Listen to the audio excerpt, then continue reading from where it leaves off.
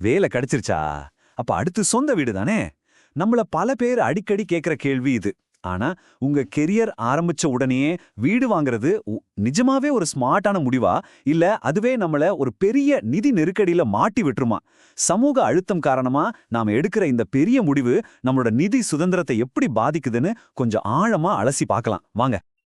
இந்த ஒரு வரியிலிருந்து ஆரம்பிக்கலாம். இது 60 வயசுல வெற்றிகரமா இருக்கிற ஒருத்தரோட வார்த்தைகள். பல வருஷ நிதி போராட்டத்தோட வலிய இந்த ஒரு வரியே நமக்கு உணர்த்துது. என்ன அந்த தங்க கூண்டு? ஏன் அவர் தன்னை ஒரு கைதியா உணர்ந்தாரு? வாங்க பார்க்கலாம். சரி, அந்த மேற்கோளுக்கு பின்னாடி இருக்கிற நிஜ கதைக்குள்ள இப்ப நம்ம போக போறோம். இது வெறும் ஒருத்தரோட கதை மட்டும் இல்ல, நம்மள பலரோட கதையா மாறக்கூடிய ஒரு எச்சரிக்கைன்னு சொல்லலாம். சும்மா யோசிச்சு பாருங்களேன், வருஷ சம்பளமே 3 லட்சம் ரூபா தான். ஆனா வாங்கின கடனும் 15 லட்சம் ரூபா.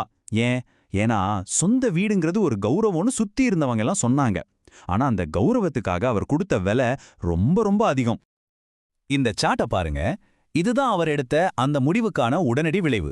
அவர் சம்பாரிச்ச பணத்துல 40%, அதாவது கிட்டத்தட்ட பாதி, வெறும் வட்டி கட்டுறதுக்கே போயிடுச்சு. இது 1-2 வருஷம் இல்ல, 10 வருஷத்துக்கு மேல இப்படியே தான் போயிருக்கு. அப்போ சேமிப்பு, அதுக்கு அவர் வாழ்க்கையில இடமே இல்லாம போயிடுச்சு. இதோட நீண்டகால விளைவுகள் இன்னும் மோசம். கையில சேமிப்பே இல்லாததால திடீர்னு ஒரு மருத்துவ அவசரம்னா கூட சமாளிக்க முடியல. குழந்தைங்களோட எதிர்காலத்துக்கோ இல்ல தன்னோட கெரியர் வளர்ச்சிக்கு புதுசா ஏதாவது கத்துக்கோ கொஞ்சம் கூட முதலீடு செய்ய முடியல. சுருக்கமா சொல்லணும்னா அவரோட நிதி வாழ்க்கை முழுசா முடங்கி போச்சு. இப்போ நம்ம முன்னாடி இருக்கிற 2 பாதைகளை பத்தி பாப்போம். உங்க பணத்தை சரியா நிர்வகிக்க ஒரு ரொம்ப எளிமையான விதி இருக்கு. இது உங்க நிதி எதிர்காலத்தையே தீர்மானிக்கக்கூடிய ஒரு முக்கியமான கட்டம். நிதி ஆலோசகர்கள் சொல்ற ஒரு கோல்டன் ரூல் இது. 50/30/20 விதி. உங்க வருமானத்துல 50% சாப்பாடு, வீட்டு வாடகை மாதிரி தேவைகளுக்கும், 30% பொழுதுபோக்கு மாதிரி ஆசைகளுக்கும், ரொம்ப ரொம்ப முக்கியமா 20% உங்க எதிர்காலத்துக்கான சேமிப்புக்கும் முதலீட்டுக்கும் போகணும். ஆனா உங்க பட்ஜெட்குள்ள ஒரு ஹோம் லோன் இஎம்ஐ நுழையும் போது என்ன நடக்குதுன்னு பாருங்க. அந்த 20% சேமிப்புங்கிறது வெறும் 4%மாக சுருங்கி போகுது. உங்க எதிர்காலத்துக்கான முதலீடு கிட்டத்தட்ட காணாமலே போயிடுது. இதுதான் இங்க இருக்கிற உண்மையான ஆபத்து. அப்போ ஒரு வீட்டுக் கடன் வாங்குறதோட உண்மையான விலை என்ன? நீங்க எவ்ளோ பணத்தை உண்மையிலே இழக்கிறீங்க? இந்த நம்பர்ஸை பார்க்கும்போது நீங்களே கண்டிப்பா ஆச்சரியப்பட்டு போவீங்க. வாங்க ஒரு உதாரணத்தை பார்க்கலாம். நீங்க 25 லட்சம் ரூபாய் ஹோம் லோன் வாங்குறீங்க. 20 வருஷம் கழிச்சு நீங்க வங்கிக்கு திருப்பி கட்டின மொத்த பணம் எவ்வளோ தெரியுமா? கிட்டத்தட்ட 43 லட்சம் ரூபாய்க்கும் மேல. இதுல நாம கவனிக்க வேண்டிய அதிர்ச்சியான விஷயம் இதுதான்.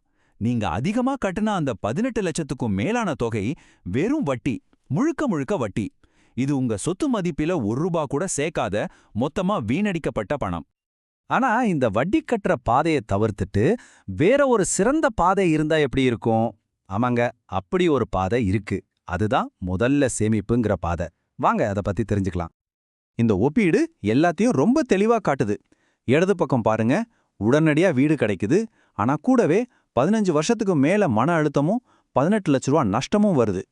வலது பக்கம் பாருங்க, சில வருஷம் பொறுமையா இருக்கணும், ஆனா வாழ்நாள் பூரா நிதி சுதந்திரமும் மன நிம்மதியும் கிடைக்குது. மாசம் ஒரு 15,000 ரூபா சேமிச்சா அது எப்படி ஒரு பெரிய தொகையா மாறுதுன்னு இது அழகா விளக்குது. கூட்டு வட்டியோட மேஜிக்கால 10 வருஷத்துல நீங்க ஒரு வீட்டை வாங்குறதுக்கு தேவையான பெரும்பகுதி பணத்தை யாருக்கும் வட்டி கட்டாமலே சேர்த்துற முடியும். சரி, இந்த முதல்ல சேமிப்புங்கிற ஐடியா கேட்க நல்லா தான் இருக்கு. ஆனா இது எப்படி செயல்படுத்துறது? அதுக்கு தான் உங்களுக்காக ஒரு தெளிவான படிப்படியான செயல் திட்டம் இங்க இருக்கு. இதுதான் அந்த வழிகாட்டியோட வெற்றிகரமான திட்டம். முதல் 5 வருஷம் உங்க நிதி அஸ்திவாரத்தை பலப்படுத்துங்க. அடுத்த சில வருஷங்கள்ல உங்க சொத்துக்களை உருவாக்குங்க. அதுக்கப்புறம் ஒரு பலமான இடத்துல இருந்து கடன்கிற சுமையே இல்லாம உங்க கனவு வீட்டை வாங்குங்க. அப்போ ஹோம் லோன் வாங்குறதே தப்பான விஷயமா? இல்ல, கண்டிப்பா இல்ல. ஆனா அது எப்போ ஒரு பொறியா இல்லாம ஒரு நல்ல நிதி முடிவா இருக்குங்கிறதுக்கு சில நிபந்தனைகள் இருக்கு. இந்த செக்லிஸ்ட்ல நீங்க டிக் பண்ணதுக்கு அப்புறம் தான் கடனை பத்தி யோசிக்கவே ஆரம்பிக்கணும். கடைசியா இது 2 வெவ்வேறு கதைகளா, 2 வெவ்வேறு வாழ்க்கை பயணங்களா நம்ம முன்னாடி நிக்குது. இது முதல் பாதை. வழிகாட்டியோட நண்பர் ராஜு அவசரப்பட்டு கடன் வாங்கி சம்பளத்துல பாதிக்கு மேல இஎம்ஐ கட்டுறதுக்கே சரியா போய் 40 வயசுல கையில சேமிப்பு எதுவும் இல்லாம பயங்கர மன அழுத்தத்தோட வாழ்ந்துட்டு இருக்காரு. இப்போ 2வது பாதையை பாருங்க. இது அந்த வழிகாட்டியோட கதை. பொறுமை, ஒழுங்கம், சரியான திட்டமிடல், இது மூலமா அவர் நிதி சுதந்திரத்தையும் மன நிம்மதியையும் பல சொத்துக்களையும் சம்பாதிச்சிருக்காரு. நாம இவ்ளோ நேரம் பேசினதோட மொத்த சாராம்சத்தையும் இந்த ஒரு சக்தி வாய்ந்த வரி சொல்லிருதே.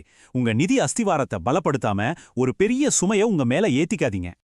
குறிப்பா தமிழ்நாட்டு இளைஞர்களான உங்களுக்கு சமூக மற்றும் குடும்ப அழுத்தங்கள் அதிகமாயிருக்கும்னு எங்களுக்கு தெரியும். ஆனா உண்மையான கௌரவங்கிறது மத்தவங்க என்ன சொல்வாங்கங்கிறதுல இல்ல, கடன் இல்லாத நிம்மதியான வாழ்க்கையில தான் இருக்கு.